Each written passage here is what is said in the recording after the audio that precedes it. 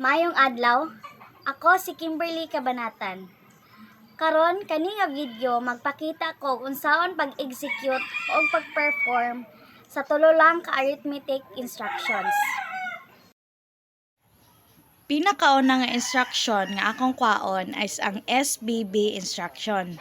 Sa SBB instruction, pagkuha nako sa carry flag is mag-perform sa ko og pila lang ka lahi nga instructions.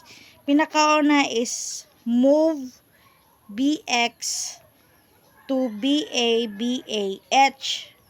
So, i-move lang nato. So, ang value sa BX karon is equals to BA, BA, H. Another instruction na pod is move CX to list. Kwaon sa nako ang physical address nga naay formula nga DS times 10H plus list. Karon nag-assume ko nga ang value sa DS is 2000 times 10H nga given plus list. Pagkahuman gi-perform nako ning operation mo ang resulta is 2000H plus list. Karon nag-assume ko nga ang value sa list is 0020H. Pag-perform nako o pag-add nako ani, nakakuha ako nga physical address is 20020H. Para makuha nako ang value sa CX, ako ra siyang dungagan og 1. Ang physical address maong 20021H. Pagkuha ni sa value kaning duha nagbase ko sa memory map. Karon ang value ani is 5FH, then ang kani is E2H. Karon nakakam up ta nga ang value karon sa CX is 5FE2H. Karon natay sub instruction sub BX to CX. Ang BX nato balik tas pinakauna is BA, BAH.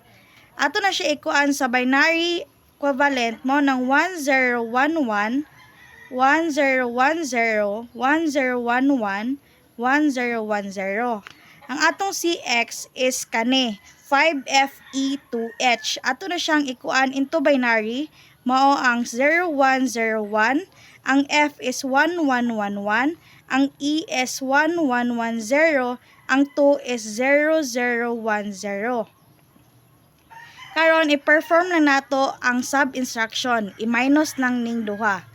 0 minus 0 equals to 0. 1 minus 1 equals to 0. 0 minus 0 equals to 0. 1 minus 0 equals to 1. 1 minus 0 equals to 1. 1 minus 1 equals to 0. 0 minus 1 cannot be man. So, mahimo ni siya 2. Kani mahimog 0. 2 minus 1 equals to 1. 0 minus 1 cannot be. So, mahimo na po ni siyang 2. Kani mahimo na po og 1. 2 minus 1 equals to 1. 1 minus 1 equals to 0. 1 minus 1, gihulaman man ni siya, sumon nang mahimo na ni siyang 0. 0 minus 1 cannot be man, so mahimo na ni siya og 2, kani mahimo og 1. So, 2 minus 1 equals to 1. Then, 1 minus 1 equals to 0. Then, kani, gibaruhan man ni, so mahimo na ni siyang 0 na pod. So, 0 minus 1 cannot be. Mahimo na siyang 2. Kani, mahimo ni siya og 0. Po ni siya og 0. 2 minus 1 equals to 1. 2, kani, 0 minus 1 cannot be. Mahimo na siyang 2. 2 minus 1, 1. Then, kani, 0 minus 0 equals to 0. 0 minus 1 cannot be. Mahimo na siyang 2. Kani, mahimo na siya og 0. 2 minus 1 equals to 1. Then, 0 minus 0 equals to 0. Pag human nato perform, nakam up ta nga ang value na karon sa BX is equals to 5A D then kani 8H. Karon pagkuha nato karon sa carry flag is magbase sa taani. Ang carry flag karon is equals to 0. Kaya wala man siya nag-carry out sa last or sa MSB.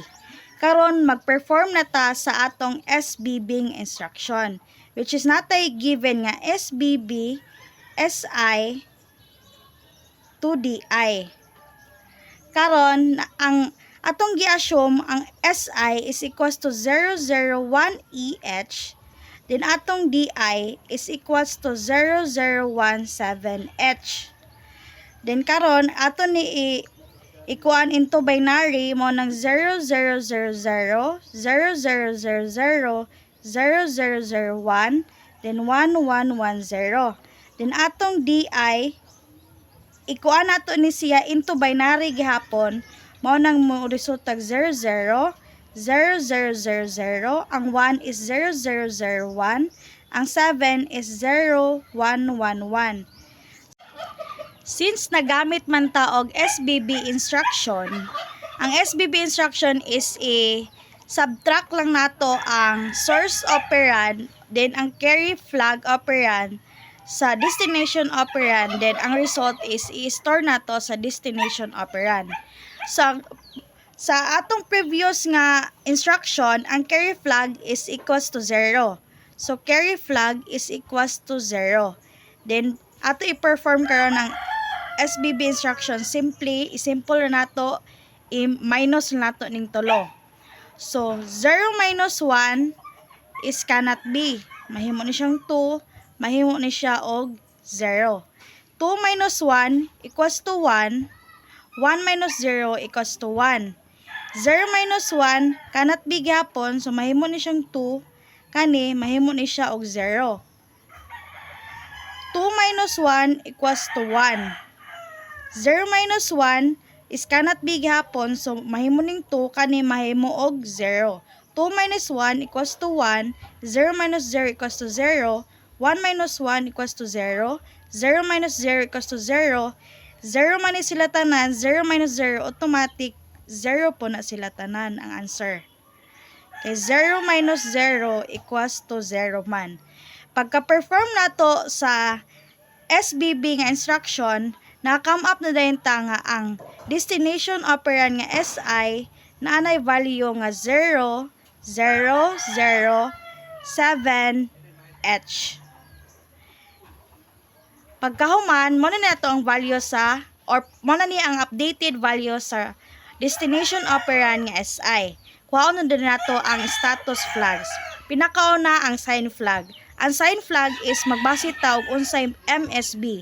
0 man mo nang 0 ang sign flag. Ang 0 flag is ang 0 man mo nang 0 ang 0 flag. Then parity flag is equals to magbase ta sa pinakauna nga 8 bits. Ipon na nato ang value nga na ay 1, 1, 2, 3. Bungkig man, so ang parity flag is equal to 0. Carry flag is equals to 0 kay wala may carry out ang MSB or ang last mo ng 0. Ang auxiliary flag is equal to 0 kay wala may carry out sa after sa 4 bits mo ng 0. Then ang overflow flag equals to 0 kay wala man ni overflow ang atong pagkuan sa instruction. Mo na atong overflow flag is equals to 0. After sa pila ka instruction nga atong gi-execute or gi-perform, nakuha na nato ang value nga SI, which is atong destination operand nga 0007H. Ikaduha nato nga i-perform is ang add instruction. Natay given diri nga add BX to 0028H. Ang BX or ang register BX mao ni ang atong destination operand. Ang 0028H o immediate is ang source operand. Karon assuming nga BX is equals to 0019H, then ang atong source operand nga naka-immediate is 0028H. Ato na dayon i-perform ang instruction. Ang binary equivalent ani nga bits is 0000, 0000, 0001, Then ang 9 is 1001. Then ang atong binary equivalent ani nga bits is 0000, 0000. Sa 2 is 0010. Then sa 8 is 1000. Ato na dayon i-perform o i-execute ang instruction. Simple ra, ato ra ni silang i-add duha. 1 plus 0 is equals to 1. 0 plus 0 is equals to 0. 0 plus 0 equals to 0. 1 plus 1 is equals to 10. So 0 carry 1. 1 plus 1 is equals to 10 magyapon. So 0 carry 1. 1 plus 1 kagaina is equals to 10. 0 carry 1. 0 plus 0 is equals to 0. 1 plus 0 is equals to 1.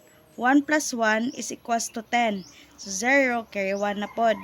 1 plus 0 is equals to 1. 1 plus 0 is equals to 1. 0 plus 0 equals to 0. Parehara man sila tanan, 0 plus 0. So automatic, 0 ni sila tanan. 0, 0, 0. Pag humana to perform or execute sa add instruction, ang value na karon sa bx is equals to 0, 0, 4, then 1h. Pagkahuman ato ng kwaon sa status flags. Minakauna na diha ang sign flag. Ang sign flag magbase ta og unsay MSB. 0 man, so 0 ang sign flag. Ang 0 flag is equals to 0 kay non-zero man ang final nga answer. Paghuman nato execute sa add. Ang parity flag is magbase ta sa first 8 bits sa final answer. Og pila ang value sa 1 mo imong ipon 1, 2, which is pares man mo ang parity flag nato is equals to 1. Nang atong carry flag is equals to 0 kay wala may carry out sa MSB or sa last. Then ang atong auxiliary flag or AF is equals to 1 kay naa may carry sa 4 after sa 4 bits. Naa man siya carry or ni borrow man siya, mao na ang atong auxiliary flag is equals to 1. Then ang overflow flag, since wala man siya nag-overflow, mao nang 0 siya. Ang last na to nga i-perform is ang sub instruction. Sa atong sub instruction natin given nga sub memory location nga SI to list. Ang atong SI dire is a memory location which is ang atong destination operand. Then ang atong list mo ang source operand. Since ang atong SI is nag-access sa memory location, unahon nato pagkuha ang physical address. Natay formula nga DS times 10H plus SI is equals to DS is equivalent to 2000 times 10H plus SI is equals to 2000 times 10H is equals to 20000H plus SI, which is ang atong SI is equivalent to 001EH. Mo atong gi-assume nga ang value sa SI is kani is equals to 20000H plus 001EH nga mao atong SI is equals to ang atong physical address na is equal to 2001EH. Pagkahuman nato kuha sa physical address, mo na dayon ni atong pangitaon sa map. Then mag plus 1 ta.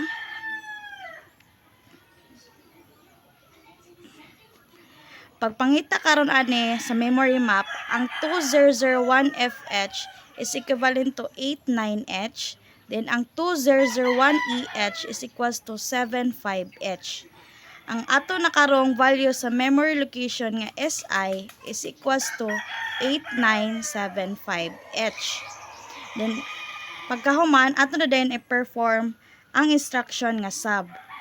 Memory location nga SI is equals to kani atong basihan.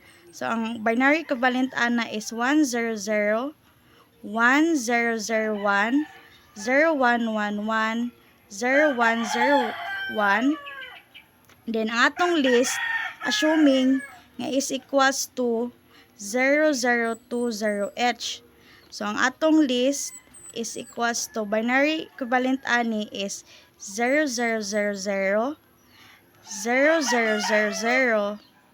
then 0010 then 0000. Pagkahuman na to, add na din na siya i-minus, simply sub or subtract. So 1 minus 0 is equals to 1, 0 minus 0 equals to 0, 1 minus 0 equals to 1, 0 minus 0 equals to 0, 1 minus 0 equals to 1, 1 minus 1 equals to 0, 1 minus 0 equals to 1, 0 minus 0 equals to 0, 1 minus 0, 1, 0 minus 0, 0, 0 minus 0, 0, 1 minus 0 equals to 1, then 0 minus 0 equals to 0, same, 0, 0, then 1 minus 0 equals to 1. Pag human na itong execute sa sub-instruction, ang value na karon sa memory location sa SI is equals to 8, 9, 5, 5H. Mao na dahil ni ang value nga naa sa memory location nga gipointed by SI register. Then kuhaon na dahil nato ang status flags. SF is the most or the MSB 1 man so 1. Atong ZF is equals to non-zero man atong final answer mo ng 0. Then atong PF again is magbase ta sa first nga 8 nga bits. Ipon lang nato ang value nga 1, 1, 2, 3, 4. Pares man, so 1 ang parity flag. Then ang carry flag equals to 0 kaya wala may carry out sa MSB or sa last. Then ang auxiliary flag is wala man po carry outs after or sa ka 4 bits, after sa 3 bits mo ng 0. Then ang overflow flag, wala man siya nag-overflow, mo ng 0 ang overflow flag.